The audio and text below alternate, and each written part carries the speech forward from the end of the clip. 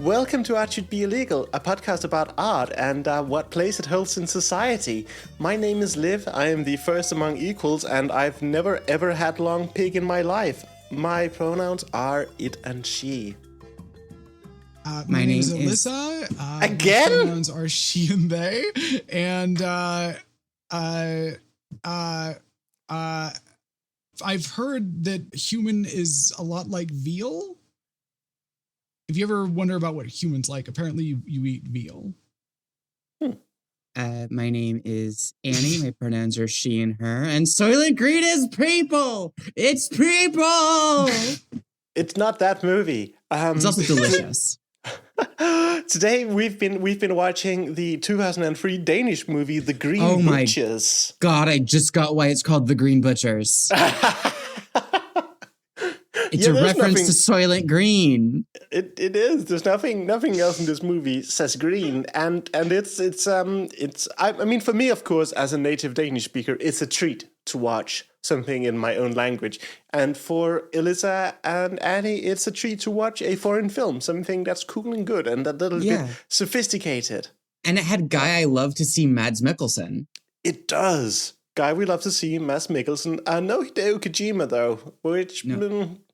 It's a missed opportunity. Liv, you mispronounced his name. It's Mads Mikkelsen. There's a D in there. I hate you. That's the letter D. It goes duh. Yeah. Oh God. It makes a duh sound.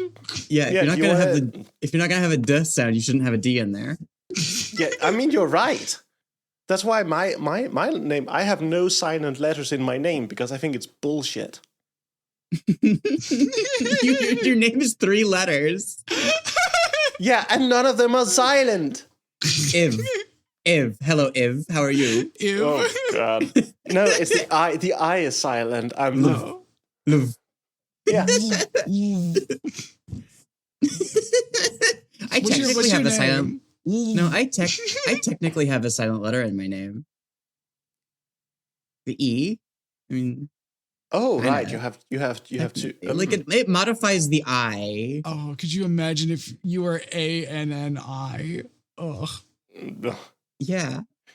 No, I mean you could have it, but it would be like ANNIY. Oh God. What if my name, or what if it was like Candy instead of Annie? All right. Back on. Okay, Green Butchers though. What? Yeah. What did we think? Like off the cup? Yeah, meat. This is a movie about the meat, and about being really sweaty. Yes, I thought this was a very sweaty, incredibly funny movie with some narrative issues.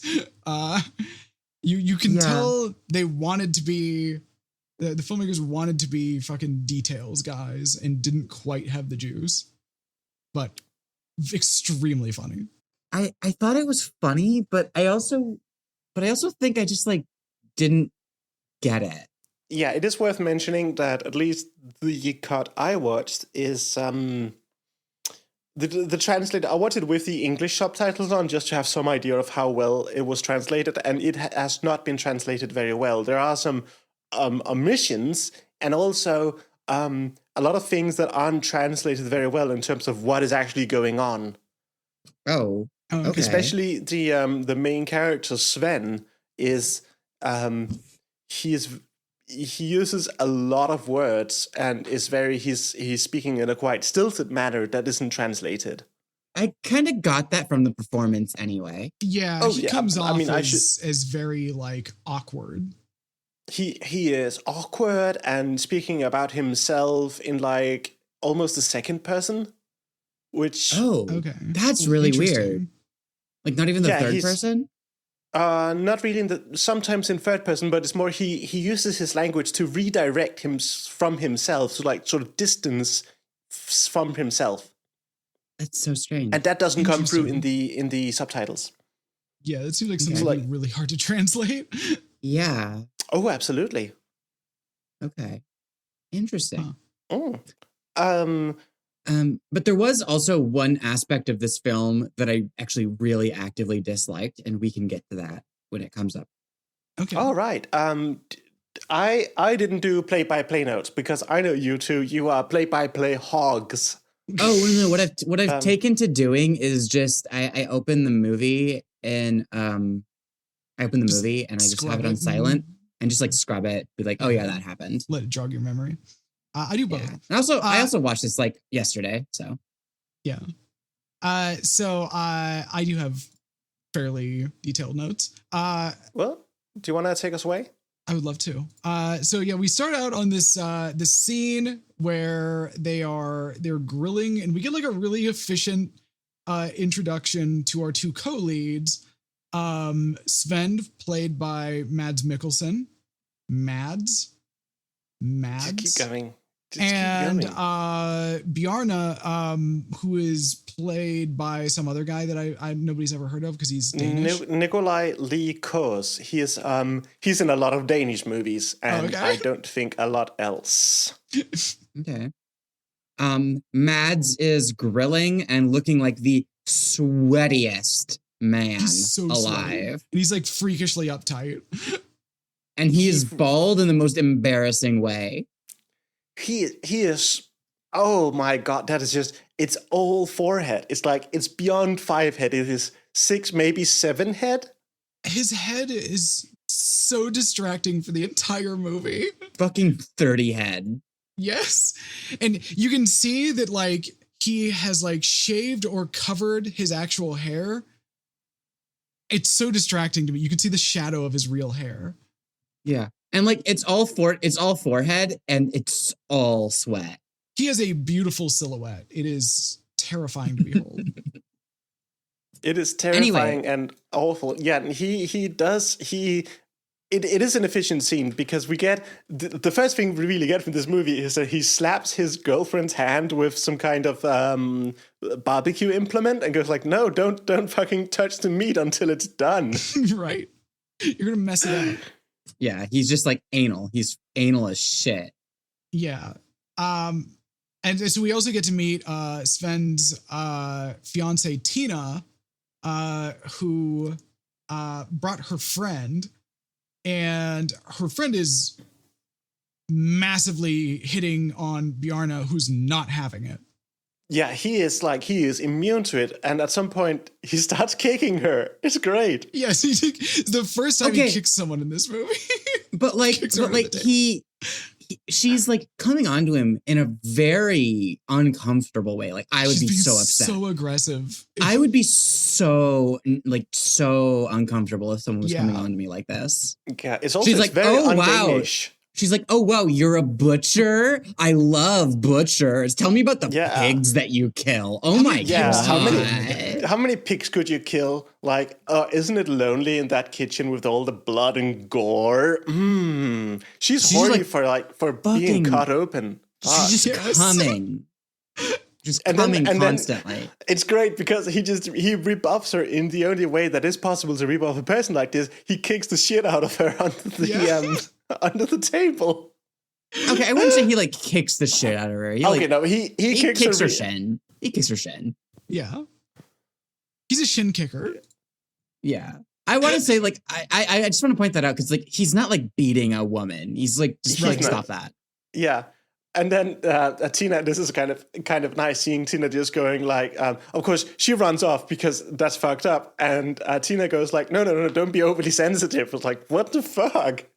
Have some solidarity with your friend instead of this fucked up butcher. Right. Yeah.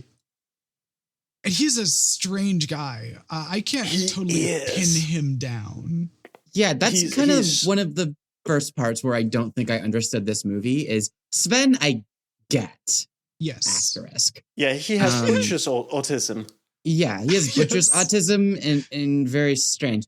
Bjarne, I don't understand what his vibe is. His name is Bjarne. Bjarne? I don't understand what his vibe is. The look on your face!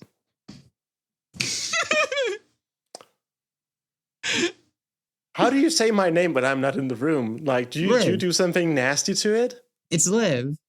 Mm-hmm. How are we supposed to be saying Liv? If you really want it to be, it could be Liv.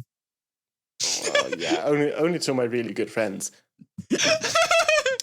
What am I? Oh, you don't want me to say about you? Yeah, I'm not that kind of good friend.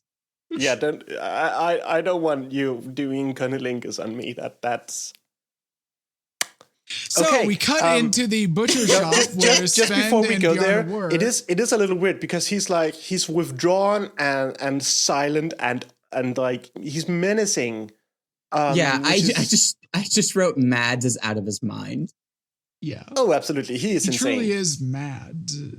Yeah, and we do get there's an amazing line we'll get to later, but I will say it now because it's so funny hearing him say like you're insane. And like there's nothing wrong with being insane except that you don't know it.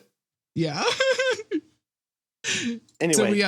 So we cut into the butcher shop where they work, and we are treated to an absolutely fucking psychopathic speech from Holger, the butcher they work for, about the feeling of power he gets shoving an animal into its own ass. Yeah, I've always been fascinated by shoving. The literal translation would be wait, I'm not sure if it. Oh no, it is actually translated. It's like I've always been fascinated about the idea of shoving an animal into its own intestines. It's so bizarre. And like the little old lady, who is like a recurring character that I don't think we ever get a name for, she's just always like, there. She's just like, okay. Yeah, she's just there to buy some sausages. Well, actually, she did prompt it a little. She asked the butcher like, what's the secret? Why are your sausages so good? And then he goes like, well, I have sausage autism, and also let me tell you. Yes. Yeah. I have multiple forms of madness. He also is just like the most butcher looking man. Yes. Yes. Incredibly good casting job. Yeah, he's that actor. He's dead now, unfortunately, but he's always cast as this kind of character. What? Okay, yeah. And also, then we see Bjarne and Sven and Mads hanging out in the back, like working, and they're just being like, why is he being so fucking weird to the customers? Yeah. Why do people come back here? And then Bjarne, and I don't understand this part. Bjarne says they want the sausage. And then Mads says, don't say sausage all the time. Like, why does he hate the word sausage? Yeah, this is a bit that's not translated well. Okay. I remember this quite well. Yeah, it's because in the first scene, one of them says, I think they say steak or like some cut of meat, and he goes like, "Why are you so?"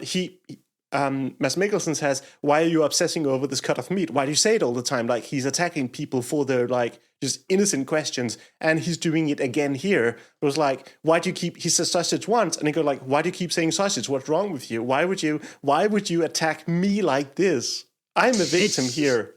That's the vibe. I just don't get it, I think. No, it's not translated. It's not translated well at all. I see. Okay. But even you explaining it to me, I'm just like not understanding. It is weird. Oh, it would be like it's like if let's say that you comment on my lovely yellow chair and I go like, why are you so obsessive with the chair? Like, is that chair all that I am to you? Just this one chair? That's sort of the vibe. It does look like you pissed all over it. Well, I did, but that's not the point. If your piss is bright yellow, like it really pops out in the room. If your piss can stain an IKEA chair that used to be completely white into this color, you should see a doctor or possibly a mortician. Yeah. So they're in the back. They're talking shit about the guy, and Sven is saying he could do a better job than the current guy, who then says his meatballs and his marinade suck ass, and he's too sweaty and he'll never make it on his own. And so they just decide on the spot that they're gonna open a shop together, I guess. I mean, in the first scene they were talking about doing it, so I guess it's something they've been talking about. Yeah, I guess. And this is just the final straw. It must have been the final straw. There's also the hilarious phrase, "Your meatballs are so tough that you could blow them up and give them to kids as balloons." Yes, that is pretty good. And that's the scene. I kind of like it. It's tight and it gets us to where we need to go. Yeah, we're really efficient right now. Yeah, there is a moment. There is a moment of this movie where I think it starts falling apart, and it's when a particular character shows up. Oh yeah, there's like it's a B plot, I want to say, and it's not well executed. I don't like it. I hate it. I hate it in conception and I hate it in execution. And I just wish it. I wish it just wasn't in the movie. It's also ableist. As not hell. We will get to that. We will get there. Because the next location is their new butcher shop, and they get to meet a guy who's not really a character in this movie. Yeah, a real estate agent. Just kind of an annoying guy. Yeah.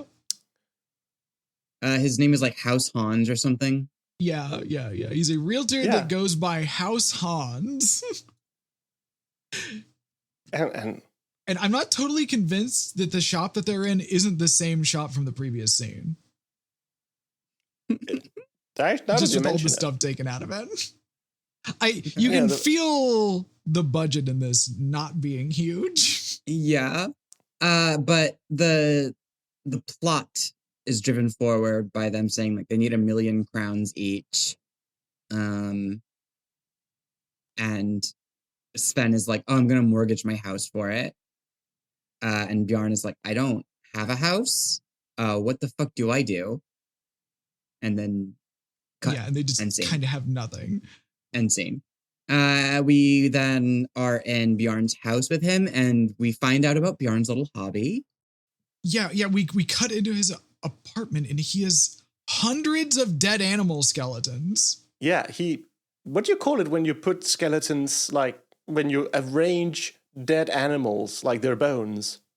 I don't know. No, I don't think it's a skeleton specifically. I mean, taxidermy is usually. But yeah, I would call it taxidermy, but I thought taxidermy was like when you have when you use the whole animal, if you will, and not just bones. I don't know what skeleton taxidermy is, but anyway. Either way, he's a skeleton taxidermist. This man has skeletons in more than just his closet. So the Reddit taxidermists agree that it is a form of taxidermy, but it might be called skeletonization. Oh, okay. Okay. I mean, I'll take that. I don't know. And that's r/taxidermy. Yeah, and we look, and again, this scene is only meant to move us onto, first of all, we know that he is weird and kills animals and puts them into funny positions, and he has some kind of backstory, and a text that leads us directly to next location, I believe. He also smokes like a fuck ton of weed. Yes. He does. Like too much. As a weed enjoyer, it's too much weed. Yes, we cut to this sanatorium where he visits his brother, who is brain dead and has been on a ventilator for the last 7 years in a giant empty room. Yeah, it's a sort of sanatorium hospital kind of deal. I have a problem with this. There are lots of problems with this. There's so many problems with this. One of my biggest problem with this is he's wearing a high flow oxygen mask. And if you were wearing a high flow oxygen mask with no brain reflexes, you would just suffocate within like an hour on your own saliva. You need to have a tube in your throat, or more likely, if you've been there for 7 years, you're going to have a tracheostomy, because a tube in your throat is going to cause pressure against the trachea that's going to necrose it, and you're just going to die. Oh, there's also, to lighten the mood a little bit, there is a joke in here where Bjarne is talking to the nurse, who goes like, you two are twins, I can tell. It's like, it's uncanny. And that is, of course, funny because they're the same actor. Yes. Yeah. But his brother has a 1 million Danish big ones of inheritance money from their parents dying. And so he wants to unhook him from the ventilator so he can get at that good cash and use it to open shop. He straight up tells the nurse that's why he's doing it. Yeah, he just tells her and she's like, okay. Yeah, she just goes, this is actually good because we can use his organs, which, I mean, I'm not sure if that's correct, but... They could use his organs. Oh, okay. Another thing that really frustrates me about it is that if you're brain dead, you're just dead. Like, brain death is death. Yeah. And I don't know how it works in Denmark, but like, legally speaking, a family does not have the right to keep a brain dead patient on life support. because think of that. 7 years. How expensive? No, would for that any, be? you don't have the right to do it for any amount of time. If you have a brain dead loved one, and like the doctor is like, okay, we'll take them off life support when the rest of your family gets here. That is that doctor doing you a courtesy. They don't have to do anything that you tell them to at that point. I imagine that, like anything else in this movie, it might not have been put by a medical doctor. It just annoys me. It just annoys me. It is frustrating that they're like, yeah, he's totally brain dead, and then yeah. Yeah, we're keeping him here. Yeah. Also, he's like in a giant room by himself. It's a huge room. It's an enormous, very empty room. Oh, also the ventilator looks like it's from like 1958. Yes. Yeah. That's neither here nor there. That's just Denmark. Yeah, it's like peak medical, socialist medicine. Yeah. Yeah. You know, we do the first sex change surgery. We also have ventilators that haven't been updated in 50 years. Yeah. First sex change surgery, first ventilator ever invented and still in use. Fucking sex change surgery. What a term. Yeah. Couldn't imagine what that's like. Watch Glenn or Glenda, kids. Yeah. So yeah, they end up buying the shop, and we get a really great long take of them putting half a pig in the freezer, and it's a wonderful shot. It follows them all the way in and then back out, and it moves into like a nice little like wide. Yeah, table. just before that, they're putting up the sign, and our main guy Sven he's being a dick to two people who are just working. Yes, and he calls them alcoholics. Until Bjarne shows up and just goes like, "Oh, that looks fine. I don't know what you're talking about." Anyway, and then we get the excellent meat scene. Yeah. We also get the excellent reveal that the name of this butcher shop is Sven & Co. Oh. Yeah, I like that Sven is a massive narcissist, and that is really apparent in this. And he's so sweaty. Also, so sweaty. I noticed something in this scene, which is the word, the Danish word for butcher is slagtermester. Yes. Danish is a fake language. It is such a fake language. Pick a slaughtermester. It's more like a journeyman butcher or like a master butcher. Oh, God. Fake language. It is so fake. So yeah. There's also a bit in here. One of them mentions that there's no light in the freezer, and so they'll need to call an electrician to install one. Surely that won't come back. And then this is a movie where things do come back around. But I appreciate yes, that they do. We have an ominous door closing noise when we close the freezer for the first time, and I'm like, the freezer is where things will happen. Clearly. Yeah. I think they do comment on it that like maybe we should get an indoor handle on the freezer. Might not be this scene, might be a later one, but it is commented upon that this is like the freezer of death. Yeah. It is a massive fucking OSHA violation. So, it's the Danish OSHA. Pfft. Yeah. Danish OSHA. Okay. There, that comes back. Danish, like the whole Danish OSHA, that comes back. It's very funny. You know what I'm talking about. I know what you're talking about. Okay, so then we see Bjarne is going to he goes to the cemetery to visit the graves of his parents and his dead wife. Yes. And when he's there, he runs into like a groundskeeper. Yeah, some chick just walks up and starts chatting him up. And she's that's right, weird. folks. We got ourselves a graveyard meet cute. And does this actually happen in Denmark? Is this a real thing? If I go stand in a graveyard there, will attractive woman with kind of a wide mouth come and talk to me? I doubt it. This is Danish Kirsten Dunst. You can't convince me it's not. She is one thing that I did notice. She talks like she's sort of childlike in her mannerisms and appearance, which is not great. Yeah, it's the whole sexy baby thing. Yeah. Yeah. Oh God, her mouth is really wide.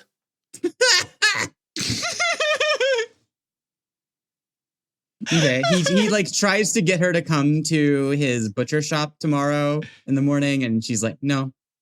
No thanks. Yeah. It's a hilarious way to start a relationship, to be like, hey, so you've been talking to me for 15 seconds. Do you want to open a butcher shop with me? That's the subtitles say, do you want to open a butcher shop with me? Which I think is again, that is a gross mistranslation, because in the Danish she says, we're opening a butcher shop tomorrow. Please come to the opening.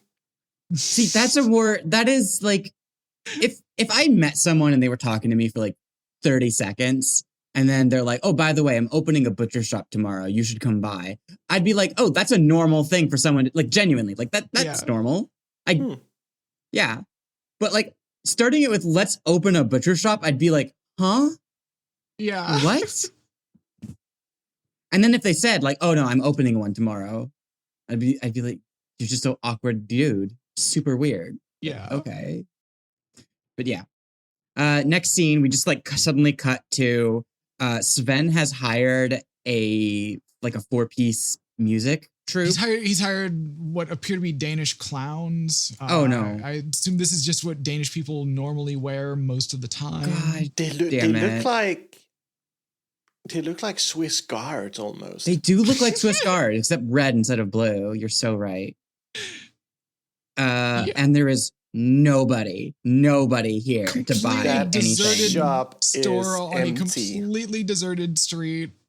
Sven is just brooding at the butcher counter, sweating onto the countertop. Yeah. And so good. Yeah. And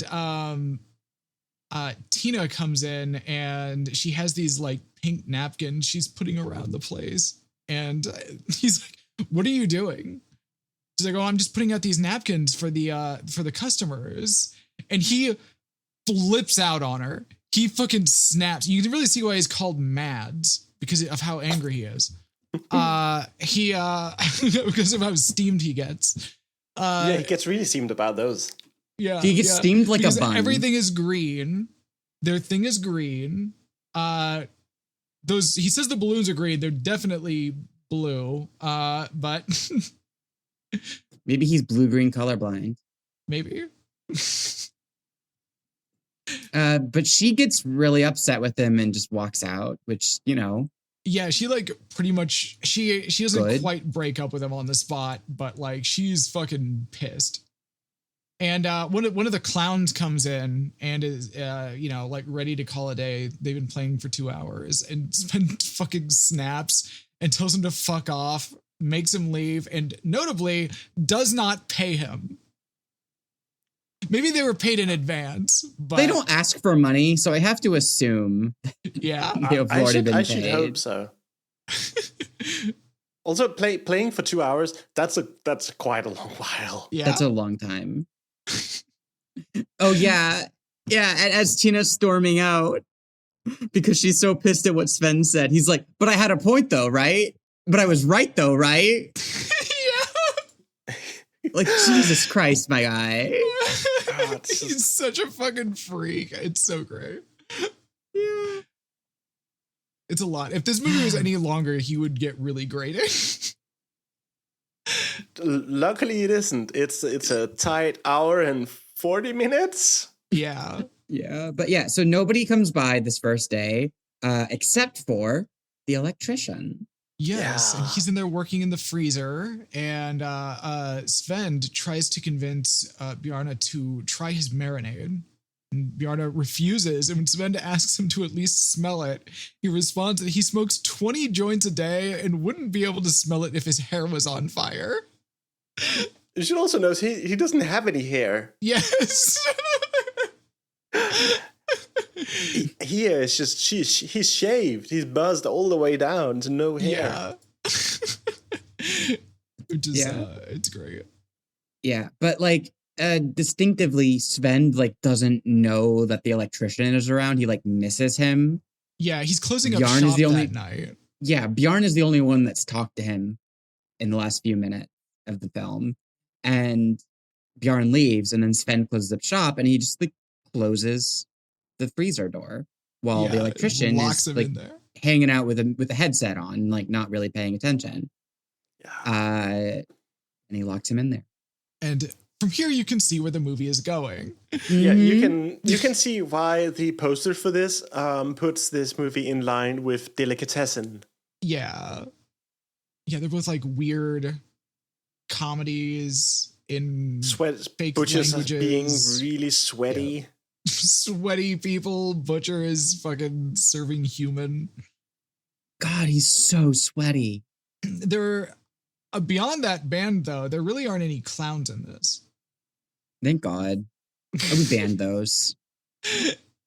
Should never have to deal with a clown again. Yes. God damn it.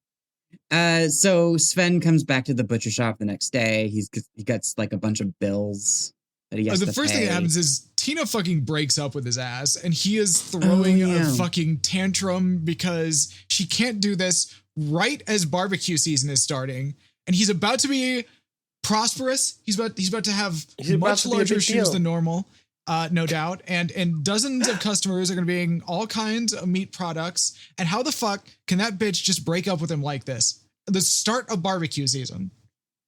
He tries to play it off and be cool, and she dares her to drive off, and so she just fucking does.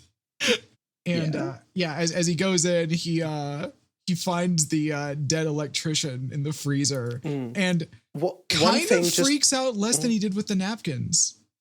Just one thing to note about the scene in the car with his girlfriend is that he sounds, in the Danish, he sounds extremely indignant. And he sort of has this tone throughout the movie that he's like, he is the victim here, truly. Yeah, he kind of comes off that way, I thought, in the translation. At least in that scene.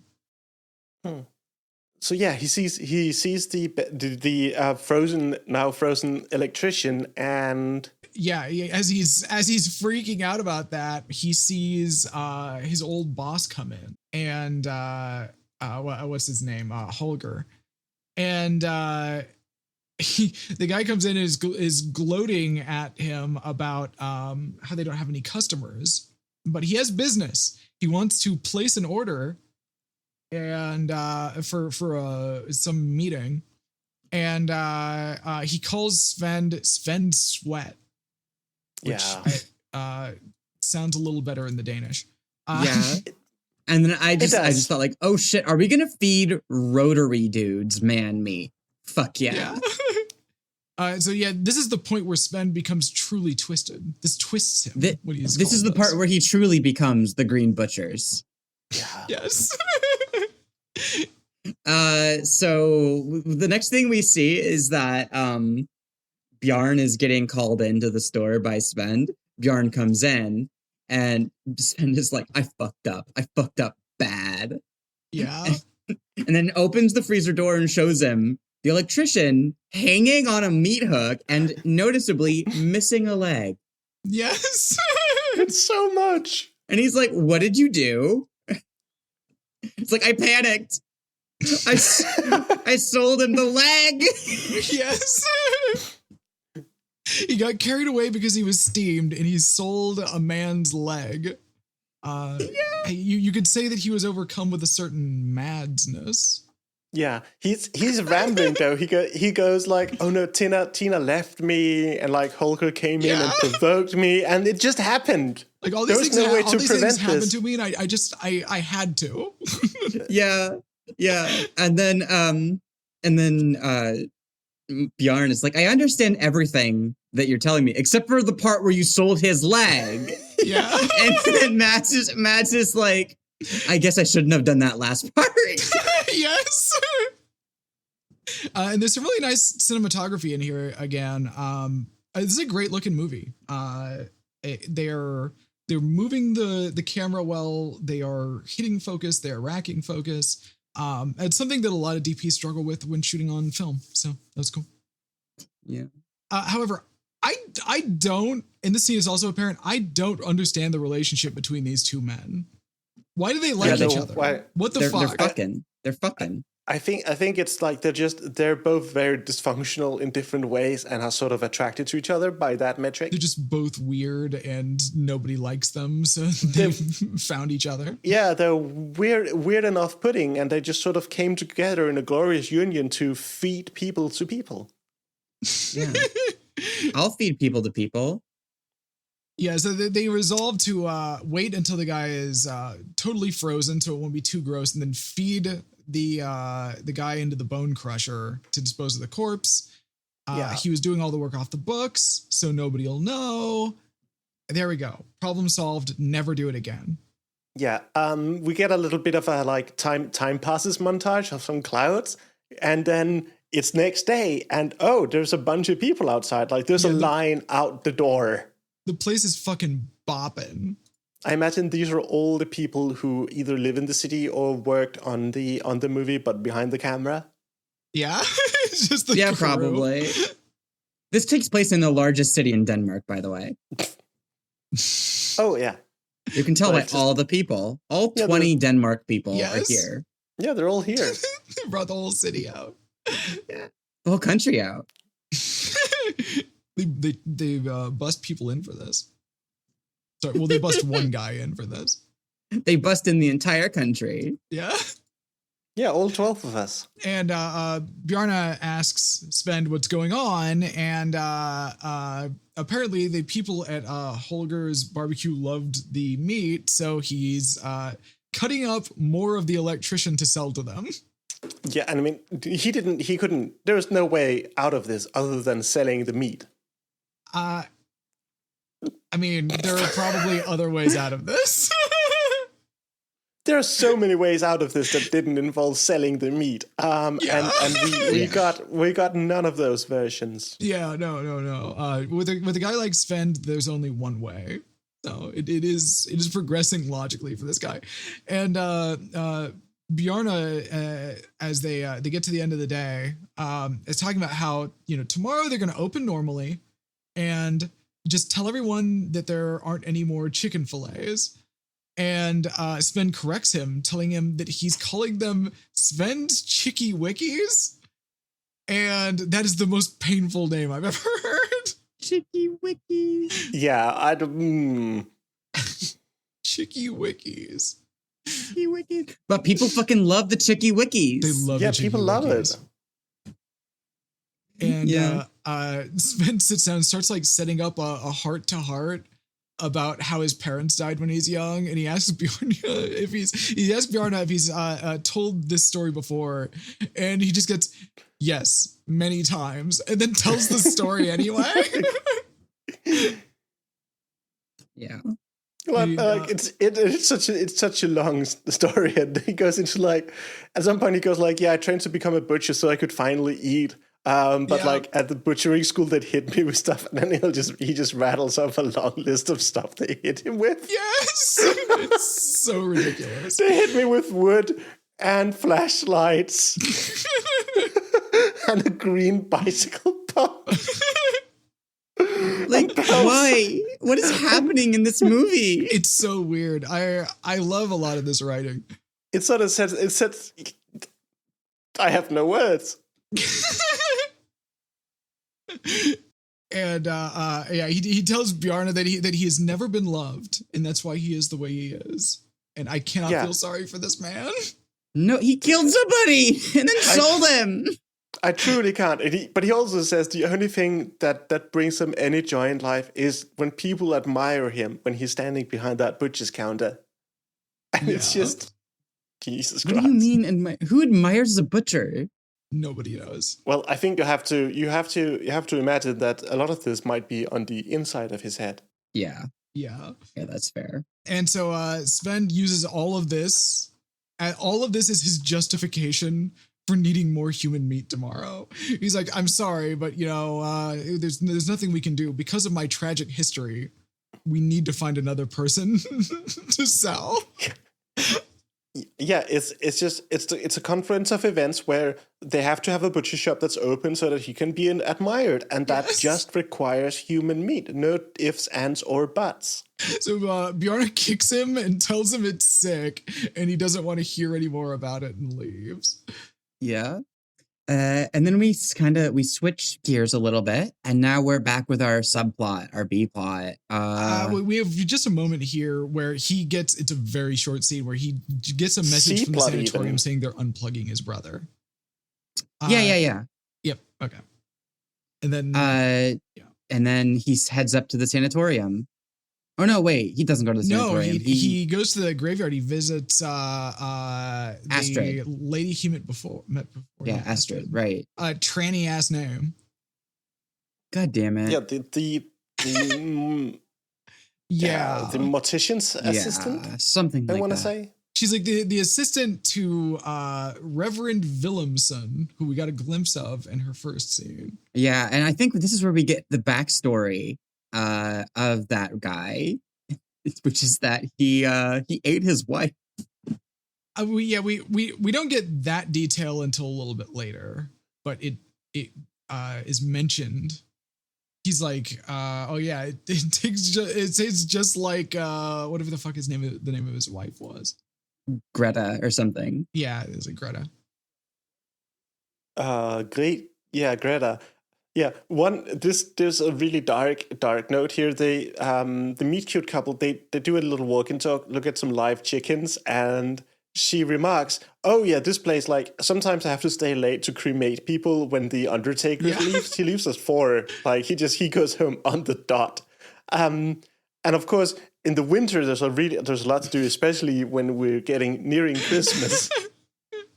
And that's so dark. It's like, oh, okay. It's true. There's a lot of people topping It's themselves true. off when we get to the holidays. It's not wrong. It's just a lot to have in a movie that's supposedly a comedy. Yeah. Oh wait. There's another great little bit where he walks in and he sees her and she doesn't see him yet, and so he knocks.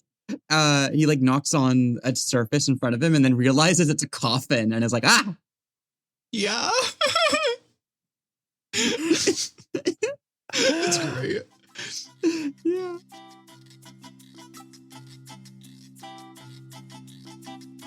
Hi there, this is Annie coming at you from the Echo Realm telling you to thumb the fucking pod! Why are only like 200 of you subscribed to our YouTube channel? Fuck you pieces of shit. Thumb our pod and make us big. Thank you.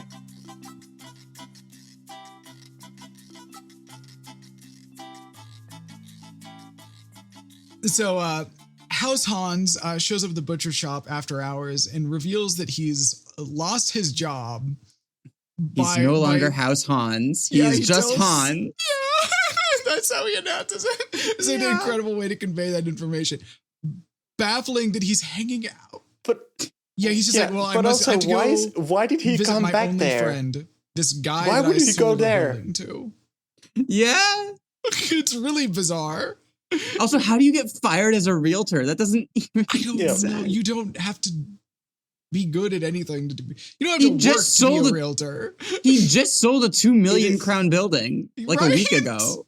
Apparently, it wasn't enough. Whatever he did, he probably deserves what he's about to get. That's the only way I Yeah. think you can get fired as a realtor, because That's true. Yeah, that's so real. Sven hears him convey this information and goes, "Oh, so nobody's Oh, going to come God. looking for you, huh?" And locks Well, his ass in the freezer. No, but first he's like, you should leave. And he's like, no, I'm not going to leave. And he's like, okay, well, then you should look in my freezer. Yeah. Yeah, you should come see my bountiful meat locker. Oh, the light switch? Yes, it's back there. Yeah, it's just back there in the corner.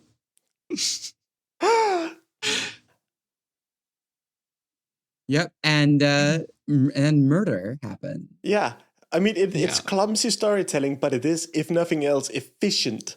Yes. it And is that's very when they efficient. truly became the Green Butchers. Mhm. You're going to keep doing this? I don't know. I don't fucking know. So Astrid shows up at Bjarno's place, and he shows her his skeletons, and she's like super into his dumpy place full of weed and dead animals. She's weird. God, if I saw a guy in a place like this, I'd be like, oh no, Yeah. I gotta go. Yeah, I want to leave this place alive, preferably. Yes. Yeah. And then she's like, did you kill all of these? And he's like, oh yeah, except for the whale. Yeah. Also, it really should be noted that his apartment looks like it's a dump. it's so he- gross. Yeah. I wouldn't it's want to touch gross. any surface in that place. He doesn't have a stove. There's just like a big hole where the stove should go. Yeah. Oh my And it's God. all just it's dumpy. I didn't even notice that. Oh my god. It's a mess. And so the next day, Bjarne comes into work, and Sven is dressed up in this like ridiculous green getup and is like trying to hide from him behind a shelf. He looks like a child because he's truly become the Green Butchers. Yes. But why is he hiding? What did he do? Oh right, he killed the real estate agent. No, but not only did he kill the real estate agent, when Bjorn opens the freezer and sees it, the meat hook is like through his fucking jaw, like at the end of Hot Fuzz. It's super gnarly. Yeah. It's like, why'd you do him like that? You could have done him in any way. Why'd you do him like that? The neck is not like the most robust part of the human body. If you do that, it's gonna fucking break and fall off. Do it through the sternum. Sven reveals that he's gone completely fucking insane at this point. And tries. Yeah. And to Bjorn's credit, he's like, I'm out. I'm fucking out. Like this is way too much. Yeah. He's trying to convince Bjarne to stay in on this scheme, by telling him that Astrid only likes him because he's a prosperous man of meat, and women desire them for their opulence. Yeah, women only want them because of their bountiful meats. And so we cut to the next morning, and a local TV news van pulls up, and you can tell that that's what it is because it says local TV on the side. Yeah, why did it say local TV in English on the side? It's so weird. I gotta say, I didn't even notice that it was in English. I was just like, yeah, it says local TV in English. It doesn't even look remotely real. It just says local TV. It's so funny. I think it's the only English in this movie. Everyone's like super excited. The public is like, oh wow, local TV, food, delicious. TV, yum, I love it. What time is this gonna air on the TV? And he's like, 4 a.m. All of that food that you just bought will be $1. And I'm like, huh? 2003 was wild. Everyone is losing their minds about local TV for the rest of the movie. But also, I'm listening to the Danish, and he doesn't say $1. He says 1 crown, and I'm like, a Danish crown is like fucking 15 cents. I think he says like 8 crowns in the Danish. Oh, that's about $1. Exactly. It's one of the few things that's translated correctly. It's so little money. Oh yeah, it's like, no wonder they're so popular. They're so cheap. Yeah, I might buy meat at 8. No, I would not. Yeah, well, the trick is that they're getting their meat for free. Yeah. That is really there's no overhead. Yeah, how are your prices so low? And also, where did all the people who used to live in this area go? Oh well. Yeah. It's so cheap. Yeah. Bjarne's brother, we get a scene with him where he gets unhooked from the ventilator, and he just like comes back to life immediately, gets up, and walks out of the hospital. Nobody stops him. Oh. Like, nobody gives a shit. They don't care. It's just they also only wanted him for his meats. Getting turned off of the ventilator just activates him like a Manchurian candidate. His eyes just open and he just stands right up. It's he's just so good to go. Stupid. After every part of him was atrophying for 7 years, and he was brain dead, being taken off the ventilator, just like he's 100%. He ostensibly wasn't breathing on his own for 7 years. Guess what? Your diaphragm atrophies to hell after that. You're gonna have months to years of respiratory therapy until you can breathe on your own again. Yeah. But that wouldn't make for a very interesting movie now, would it? It just what are we gonna do? Could have done a rewrite to make it seem even remotely plausible. It wouldn't even be that difficult of a rewrite. No, I don't know. Anyway, then we cut back to Sven. He's got another body. And he's got a nice car now. Does he? Yeah. It's a new car? I noticed It's that he had a nice car later in the film, but I didn't realize it was a new one. This is when the car is introduced. There's a great bit of dialogue here where he comes in, he pulls a dead body out of the trunk of the car, and Wrapped in a plastic bag. It's and in broad daylight, by the way. Just pulls a like body broad out of the trunk. and he's bragging like to the most fucking like body in a garbage bag you've ever seen. Yes. Oh yeah. And Like he's what you've got bragging- there? Lawn trimmings. Right. It's a rug. I have a rug. It's a rug. Wait, what is the lawn trimmings reference to? I've heard that.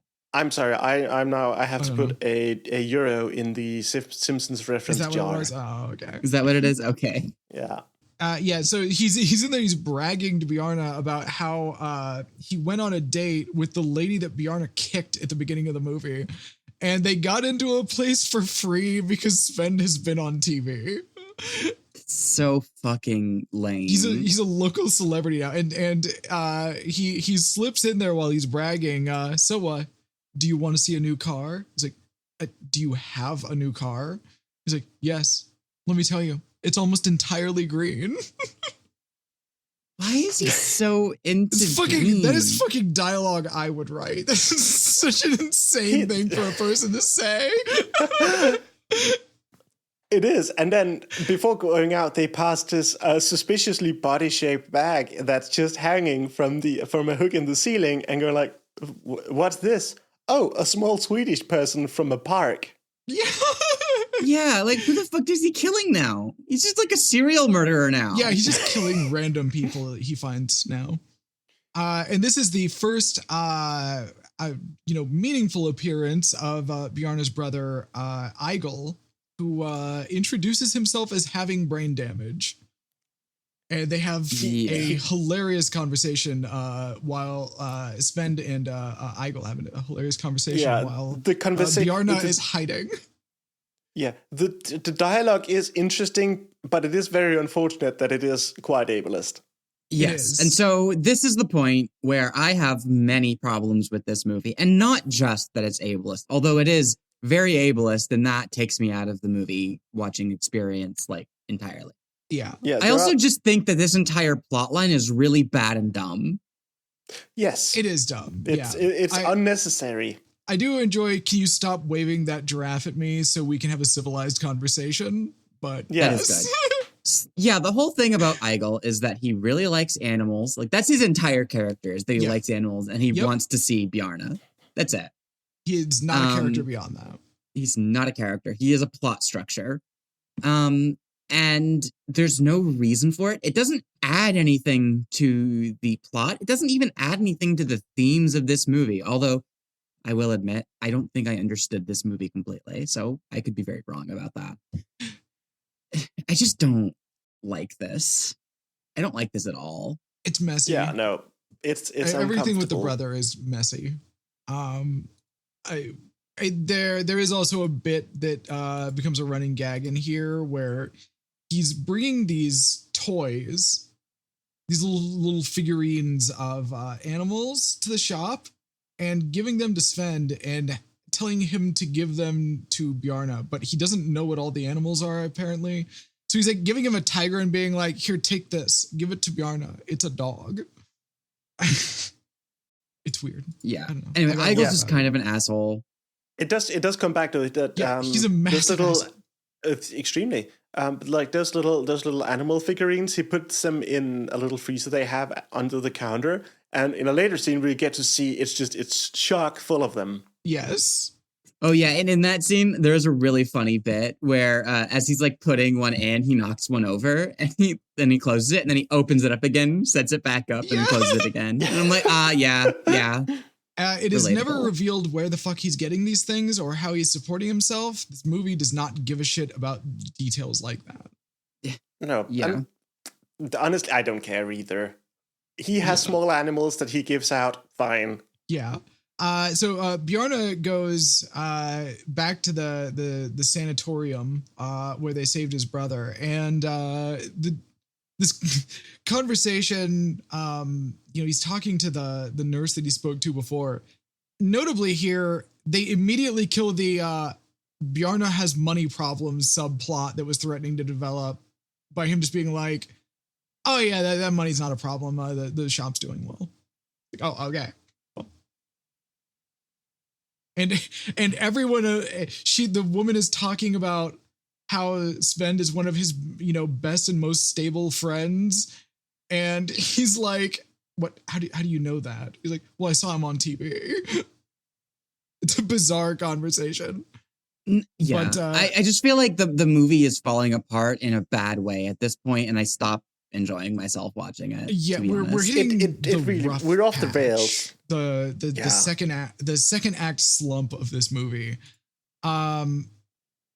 He has a bad experience speaking to her, so he just fucking kills her. We cut back to the shop, and she's hanging from a hook in the freezer. Yeah. Like, I don't understand what's happening anymore. It is a little more dark than that, because Bjarne says to her, well, if you have a problem, you should just come down to the shop and talk to Sven. And then we cut to her being on a hook. So like, she went down there and talked to him and got killed. Yes. Yeah. I can't imagine how that conversation went. It was like, hey, yeah, you're Sven? That's cool. Oh, you want me to go check out your freezer? I can do that. Yes. Yeah. But I'm happy that we didn't have to see that scene, that we just had, it sort of lived in my imagination somewhere of him just offing her. It works so much better as the sight gag of just cutting in and seeing her hanging from the hook. Yeah. But yeah, they've been so busy killing people to make fake chicken that the real chickens they bought when they got the place have gone bad and they have to throw them out. And Eigel finds them and like absconds with them. Yeah, there is also there's some dialogue here that's kind of interesting. Before that, Sven and Bjarne they're talking about this nurse, and he just remarks, well, yeah, she said like a lot of things, like let me out and whatever. I don't know. Yeah. Like some nonsense about you and your brother needing to see a psychologist and let me out. I don't know. We need more meat to sell. Yeah. Yeah. Do you have any other nurses you want to send my way? Yeah. After Eigel has a big emotional breakdown over fucking dead chickens, he takes them to go bury them in the graveyard. While Bjarne goes on a nice little date with Astrid. There is another joke in here that I sort of. It's behind a veil of ableism, unfortunately, but it is kind of funny to me that Eigel says, Bjarne, I know you're in there behind the brickwork. Yeah. I don't get it. No, it's just dumb and weird. It's like you wouldn't normally if someone says, I know you're there, I know you're in there behind the door, but like, no, I know you're in there behind all of this massive wall. Yeah. I know that if all these walls weren't in the way, I could see you right now. I guess. I don't know. I'm sorry to have subjected. No, I'm not sorry at all. What am I saying? I'm not sorry one bit. Why would you be? Yeah. Yeah, I don't know why you were talking about all of these weird things about me all the time. I'm like, why should I be sorry? So then Astrid and Bjarne are on a date. Yeah. I haven't got any other notes about this scene. Sorry, that's when we get the backstory about the Reverend that he ate his wife. They crashed in the mountains on a plane, and he was forced to eat his wife to survive. And they're like, why didn't he eat any of the other passengers? And she's like, I don't know. Yeah, on their honeymoon even, it's quite gruesome. Yeah. And this is like the Astrid portion of the movie, because she goes back to her place and Holger is there with Willemsen, and Holger's lamenting making Sven's shop famous, and the Reverend says that the meat from that place tasted suspiciously like his dead wife. Yeah, and then Holger's like, holy shit, they're killing people. Yeah. I'm like, that's a leap, my guy, but okay. He doesn't fully, he starts to suspect it here, but we have a scene a little bit later where he's like, oh motherfucker, they are abducting people and selling them in meat parts. And the next morning, Astrid catches Eigel burying the chickens and stops him, and they just become buds. I don't understand why. It's weird. Yeah, it's Bjarne goes and weird over to her place, and she's hanging out with Eigel, and Bjarne throws a huge fit. I mean, fair enough. The brother that you hate is hanging out with your girlfriend. You're gonna be like, why do you have my brother with you? Yes. And as Bjarne is going to leave, Eigel tries to hug him, and he kicks him again. Oh yeah. We get another kick here. The kicks are so hilarious because they're just like these little shin kicks. There's such an overreaction and yet such a small reaction at the same time. It's so funny. I love it. And then as we cut back into the shop, Sven is being a fucking weirdo and practicing bowling for his date with the friend of his ex from the beginning of the movie. Okay, no, but like it's like there's like a match cut from the moon to the bowling ball that's then lowered, and then you get to with just fringe of his head. Yeah, and it's just like fucking Mads's fucking bowling ball ass head. Yeah, it's beautiful. I can't hate that. It's so great. It's great. It's so good. There's a cinematographer who knew exactly what to do and when to do it.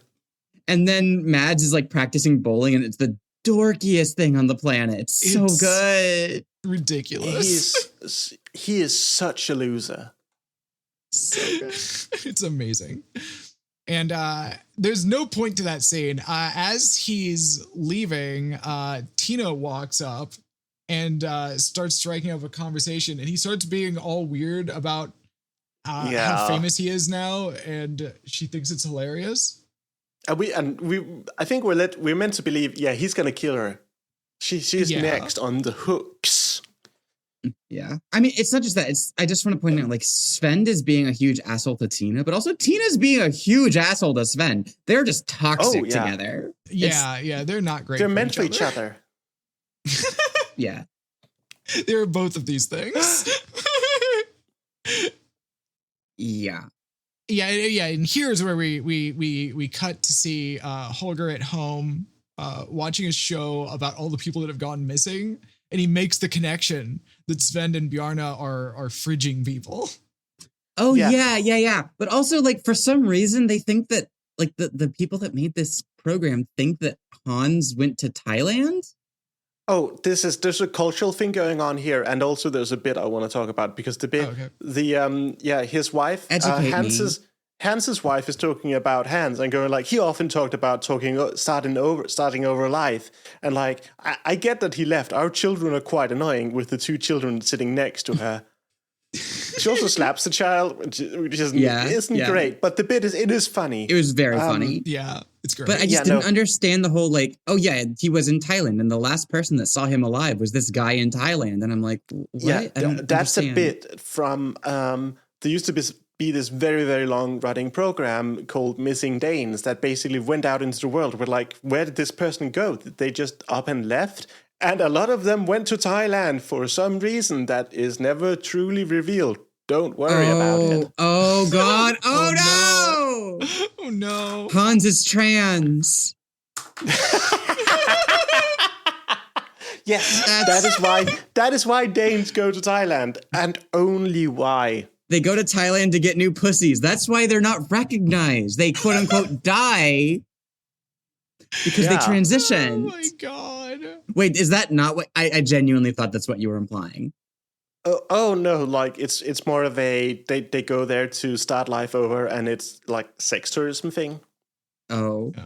It's not as cool as I thought. Thailand is better known for the sex tourism thing than the trans shit. Okay. Well, I wish that it were. Yes, I like your version a lot more. I like my version better. Yes. Same. Okay. Moving on. Yeah, we come back into the shop and Sven has murdered Tina as promised. Hell yeah. Bjarne Set just up and doesn't payoff. care anymore. He just does not give a shit at this point. I mean, would you? I mean, he literally says, "I don't care." Yeah, I guess at this point, you're basically just they're only killing people they know, except for the random Swede, which is just like not a great way to be a serial killer. You're gonna get caught real fast. There are so many issues here. And then we have a scene with Astrid talking to the Undertaker and the Butcher. And they just tell her, like, oh, yeah, your boyfriend is killing people and eating them. Yeah. So, and they know because Holger called their distributor, I guess, and checked, and they only ever bought 8 chickens, all of which they threw out. Yeah. And she's like, huh, that's not normal. Yeah. And he also gives her the story here of Eigil and why Bjarne hates him so much. There was a new giraffe born at the zoo in Stockholm, and Eigil wanted to go, and he was driving the car and was too excited, drove too fast, saw a deer in the road, swerved, killed everyone in the car except for the brothers. And Bjarne snapped afterward and now goes out at night killing animals. And that's where all the skeletons come from. And apparently Eigil was always this way. Like he says that he's brain damaged earlier, but he was born always like this. Well, what they say is that he's brain damaged because he had an anoxic brain injury at birth, is what they say. Yeah. So I guess being brain dead for 7 years just didn't really affect him. I guess not. But also they let him drive? Yes. Yeah, this is not Eigil. That is not Eigil's fault. That is the parents' fault for being fucking shit parents. Like, why did you let him do that? But once again, Eigil is not a character. He is just a plot device, and it sucks. He's not real. And he doesn't make sense. And also, it's cruel because then what's her name? Astrid, yes. Goes like, hey, I'm gonna be cruel to you. I know you love animals. Let me show what happens to these chickens. Yeah. Like, and also, and of course, again, the cinematography is amazing because we get a little like an out of focus axe in a chopping block. Yeah. We also get the shot here kind of calling back to the earlier one of pushing the pig into the locker, and it's half a woman. You get to see half of a tits woman, and it's pretty fucking gruesome. It's pretty gruesome. It's a nice little juxtaposition against the one earlier. Yeah. And so Astrid and Eigil, having now killed all of her chickens that she was raising, show up at the shop with Eigil apparently assuming that killing the animals and presenting them will make Bjarne respect him. They ask where Bjarne is, and Sven, knowing about the relationship issues from his conversation with Bjarne earlier, just locks them in the fucking freezer. Yeah. So he locks him in the freezer, and then Bjarne goes to Astrid's place to see her, and they tell him there, like, oh yeah, she went to the butcher shop. And he puts it together. Yeah, he looks like he's about to shit himself. Yeah. It's a pretty good moment. Yeah, and when he gets back to the shop, he initially, you can see he kind of assumes that he's just being paranoid. And then he hears a bang from the locker. Because, Sven is like, yeah, they were here. They left. he's like, oh, okay. Boom. You motherfucker. Yeah. Oh, wait. I just looked at my notes. There was one thing that that the Undertaker said.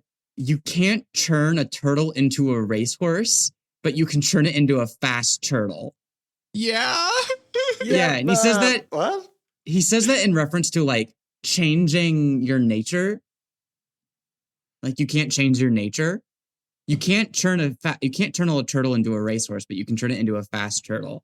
And like I kind of like that as a statement. It's a little ham-fisted, but it gets the point across. Yeah. Yeah. Bjarne also, he drags his brother out of the freezer. They have a little heart-to-heart moment, and it is kind of cute, but he's dead on the inside. Well, but before that, they forget about Eigel for like 2 minutes while Astrid is like being dealt with. And he's just like on the ground in the freezer. Yeah, for a frozen woman, she's pretty steamed. Yeah. And they try to explain it to her by being Elissa. like, oh no, it was just a joke. Elissa, shut the fuck up. Oh my God. I hate you. I hope bad things happen to you. Anyway, they sort of, the two brothers make up, and we cut to next day of the butcher shop is open again, and it's just there's a run on it, but they're out of human meat, and trying to have to pass off, normal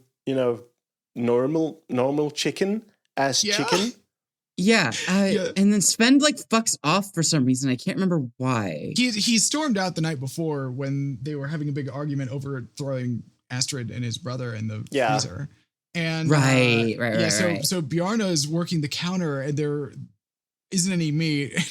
There's a conversation here where he's talking to the old lady, and he's like, "Well, I guess there is some meat. It'll be chicken, some other kind of chicken." Selling the human meat as chicken the whole time. It's hilarious. She's like, "Oh well, it's just as long as the marinade is the same." Yeah, and he goes like, "Oh, okay." Yeah, he goes back and like gets out the chicken, and there's a hand sitting on the butcher's block. It's quite gruesome, and he yeets it into the meat, the bone crusher, like with the camera. The camera is pointed from the top of the bone crusher at Bjarne, so it's a weird and off-putting angle, and just goes Kobe. Whoop. Yeah. He does it immediately after he tastes the marinade for the first time, after rejecting it earlier in the movie. Yeah. He's like, oh, we don't need this anymore. Yeah, you can see it in his eyes. It's all acting, which is great. But he's like, oh shit, this is really good. Okay, and then we get the moment of this movie that broke my fucking brain. And it's entirely because of the subtitles. Yeah. But the butcher, the other butcher comes in. Heigl, is that his name? Holger. Holger. Yeah. He comes in and he's like, everybody is going to have to leave. The shop is closed. We're from the FDA.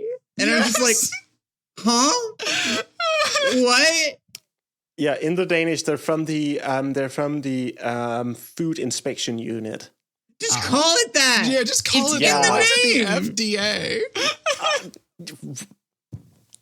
I have no idea. Again, the translation, not great. Like, why'd you translate it like that?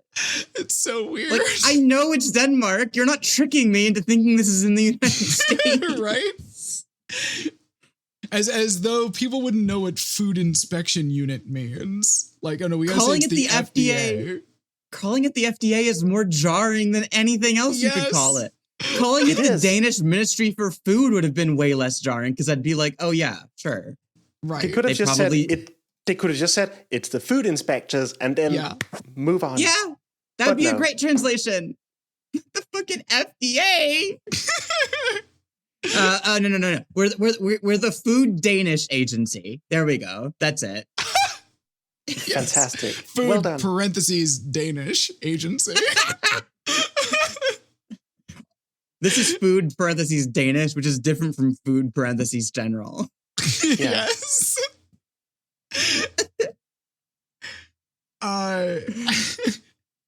So Sven goes in the store in a panic, seeing all this, and just like shoves a woman out of the way like pushes on her face, get her out of the way. And he goes in and without any prompting gives a big speech about how he's totally guilty and Bjarne isn't involved, and he makes no mention of cannibalism, and Bjarne kicks him and drags him out of the room. Yeah, he's like clearly about to say something truly incriminating, and Bjarne just kicks him. Yeah. So the inspection is finished, and they determine that there is no human meat there, and everything is normal. So they're off the hook for killing at least half a dozen people. Yeah, and then I lost my mind a bit because I'm like, wait, are they just going to let these characters get away with having killed a bunch of people and then sold their meat to people to eat? Yeah, it's the perfect crime. Yep, and the answer is yes. They just get away with it. Yeah, they do. And they're walking down the street, and Sven thinks that they're fucked. And Bjarne explains that he finally tried the marinade, and that shit is that fucking good. He doesn't even think the meat was that great. And then Eigel shows up back at the shop holding a pig head that he stole and complains that they wouldn't let him on the bus with it. Yeah, the marinade bit though is so fucking funny. It's so good. It's so good because such it's a like, good punchline. Are they actually going to do this bit? Are they actually going to do it? That it was the marinade the whole time? Yeah, but shut the fuck up. Now we get to see Mads Mikkelsen in a Speedo hanging dong. Like, I can see his cock. You we can. That thing leaves nothing to the imagination. Absolutely nothing. It's and he's great. Just bragging about how his ball is bigger than Eigel's. Yeah. So fucking weird. It's so weird. And Astrid's back. I guess everything's just cool. Well, they weren't killing people. I guess the fight was over. The fight was over on false pretenses. Fucking freezer. She almost froze to death. Yeah. Apparently she is cool with that shit. She is cool with that shit. She's cold with that shit. God. Yeah. I don't know. And that is the end of our movie. That's Sven the movie. And Eigel are screaming at each other, and it's like Eigel's gonna murder someone at some point. I mean, he already has murdered 3 people. It's true. Oh, okay. Yeah, true. But yeah, that's the movie, and of course, this is the performance that then later got Mads Mikkelsen into his very interesting role of like a less interesting cannibal in Hannibal, the TV series. Is that for real? No. Oh, damn. I mean, he was really good in that show. Not that I could watch that show for more than a season. Good in this movie. Yeah, he's good in this movie. The performances in this are great. Yeah, my issue is with the script. Yeah, the script of let's make a lot of jokes based on this person with a mental handicap. That is the biggest problem. And they could have easily just cut all of that without losing anything. It added literally nothing to the plot. It didn't even really add to Bjarne's characterization. It didn't add to the themes that we were building. We get a moment with them of like, wow, we really are family, huh? And like, it's just not. It's not. He didn't have to have brain damage for that. He could have just been a guy. Yeah. Even or he could have like. Or there's the money angle, but like, it doesn't go anywhere. He could have just died in that car crash, and you could have cut 20 minutes of the movie, and that would have been it. Yeah, he could have just like. I actually really liked the beginning when I thought that his twin brother was just going to die, and I was like, oh wow, we're like hitting this theme hard early of like he is killing a part of himself to make this dream come true. Yeah. That would have been a better movie. I mean, we can, of course, as censors, we can make it happen. We can just go, we're gonna do some changes here. Yes. And that is my suggestion.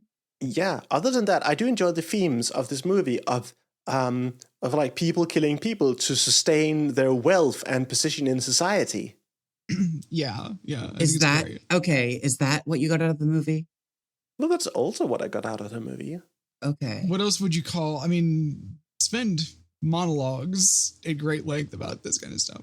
I don't know. Like I said, I think I got really distracted by all the absolutely pointless ableism. Yeah. That's fair. I mean, I have watched this movie a lot of. I knew what was coming, so I had sort of steeled myself, and also I've watched this movie maybe 4 or 5 times throughout my life at different points in my life. Yeah, because it's the only piece of Danish art that's ever existed. Yes, until we watch more weird Danish shit, which I would never subject you to weird Danish shit. I could never. Liv, the only Danish movie I had ever seen before I became friends with a bunch of Danes randomly was Reptilicus. Wow. Interesting. Yeah, that's it. Reptilicus. I've seen a little bit of Danish stuff, not much. Okay, so what are our final thoughts? What's the ruling of this board going to be? Well, as a critique of capitalism, I'm for it, but it would need rewrite and cutting so that it is no longer ableist, because that is weird and unnecessary. Even for 2003, it's a little much. it was bad. Like, have you ever seen Tropic Thunder? Yes. Yeah, that's what I was thinking of. That's fair. When was Tropic Thunder? Because 2003 is, of course, a lot of years ago. So at this I think point. it was after 2007. I want to say. Okay. 2008. Oh, 2008. Okay. I know that I saw it Ooh. my freshman year of college, but that was much later than 2008. Yeah, the early aughts were something else. Yeah. Yes, they were. Um, Yeah, I agree that we should probably just cut out that stuff, make them do a little rewrite. They can expand some of the other elements a bit. There's room for improvement here, and they can apply again when those changes have been made. yeah, I agree. And even if you don't do a lot of rewrites, you just cut a lot of the ableist stuff. You can still have a movie that kind of works. It would just be like an hour and 20 minutes, Which is fine. honestly would be perfectly fine. Yeah, yeah. it's a fantastic length. I love a short movie. And I suppose that's the verdict then. Yes, The board loves a short movie. Who is next on the? That's me. Ooh. all right. And- Let's hear it. Let's hear it. So, I've been going for some, like, a bit stranger picks. I My mean, pick- sure. In stark contrast to the thing we just watched. Yes. Okay, but like, I'm talking about non-movies. Oh, right. Yes. Yes. So in stark Have I picked- contrast to 2 hours of clown discussion. Have I picked any God damn it. Have I picked any movies? Have I? If only we had a catalog of some kind we Have could you go picked a back through movie? and look. Have you picked a movie? I don't think I have. Oh, Exam. Exam was a Yeah, movie. you picked exam. Okay, I don't regret that pick at all. Nor should you. That Well- was a great pick. This is also not a movie. This is a short film called Captain EO. Ooh, Captain EO? Oh, What is that's gonna be interesting. Also, it is still You'll a find- film. It is not a feature film. It's a short film. Well, I am Yes. looking forward to a short film. That's for sure. It's a 4D film. Uh-oh. What is the fourth D? You'll find out. There are 4 Okay, Ds in just this I. thing? Well, yeah. Okay. The one of the actresses hadn't had the operation yet. And of course, on that closing remark, this has been This ought to is be the perfect illegal. place to end it. Yeah, this is the perfect place to end it, and this is the end of the podcast. Thank you so much for listening, and we will be back sooner than you may wish for. Bye, everybody. See ya.